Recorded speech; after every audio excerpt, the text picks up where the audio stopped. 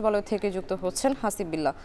হাসিব, মন্ত্রিসভার প্রথম বৈঠক তো বিকেলে, এরই মধ্যে মন্ত্রী প্রতিমন্ত্রীরা আসতে শুরু করেছেন কিনা, আর সব মিলিয়ে কি তথ্য রয়েছে আপনার কাছে?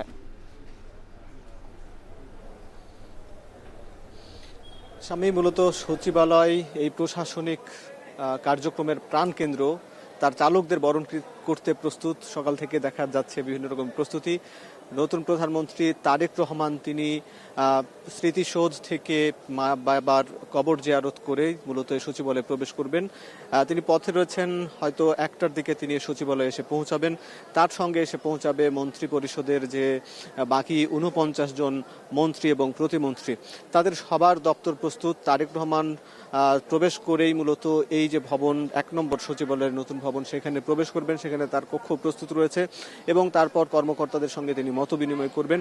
এবং যত এর মধ্যে যে 50 জন মন্ত্রী এবং 24 জন প্রতিমন্ত্রী আছেন, তারাও তাদের কক্ষগুলো প্রস্তুত। তাদের নামের যে নেমপ্লেট পরিবর্তন করা হয়েছে এবং আমরা দেখেছি যে সচিবালয়ের ভেতরে কর্মকর্তাদের মধ্যে একটি উৎসাহ এবং তারা তাদের নতুন যারা দায়িত্বপ্রাপ্ত নেতা তাদেরকে বরণ করে নেওয়ার জন্য ফুলের প্রস্তুতি নিয়ে রেখেছেন। মূলত প্রতিমন্ত্রী মন্ত্রীরা এখানে এসেই তারা তাদের কর্মকর্তাদের সঙ্গে মত বিনিময় করবেন, নিজ দপ্তরে প্রবেশ করবেন। তারপর এই বিল্ডিংয়েই আবার বেলা 3টার দিকে মন্ত্রী পরিষদের বৈঠক হবে। তারপরেই সচিবদের সঙ্গেই তারেক রহমান বা মন্ত্রী পরিষদের সদস্যরা মত বিনিময় করবেন।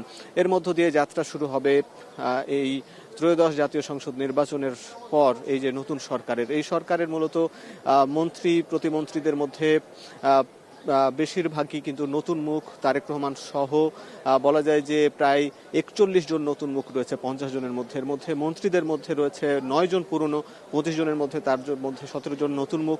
এছাড়া প্রতিমন্ত্রীদের মধ্যে 24 জনের মধ্যে সবাই নতুন। যদিও এই সরকারের মধ্যে অনেক চ্যালেঞ্জ রয়েছে, অর্থনীতির খাতকে এগিয়ে নেওয়া, বাণিজ্য বৃদ্ধি করা কিংবা কর্মসংস্থান বাড়ানো, যেসব ইশতেহারে বিএনপি যেসব প্রতিশ্রুতি দিয়েছিল সেগুলো বাস্তবায়ন করা এবং আন্তর্জাতিকভাবে এই বাংলাদেশের সুনামকে আরও এগিয়ে নিয়ে যাওয়া, সবকিছু মিলিয়ে নতুন পুরনো মিলিয়ে যে সরকারের যে চ্যালেঞ্জ সেগুলো তাদেরকে মোকাবেলা করেই এগিয়ে যেতে হবে। সেই প্রস্তুতি আমরা দেখছি তাদের মধ্যে রয়েছে। এই ছিল মূলত স্বামীর সচিবালয় থেকে সবশেষ খবর। সচিবালয় থেকে যুক্ত হয়েছিলেন হাসিব বিল্লাহ।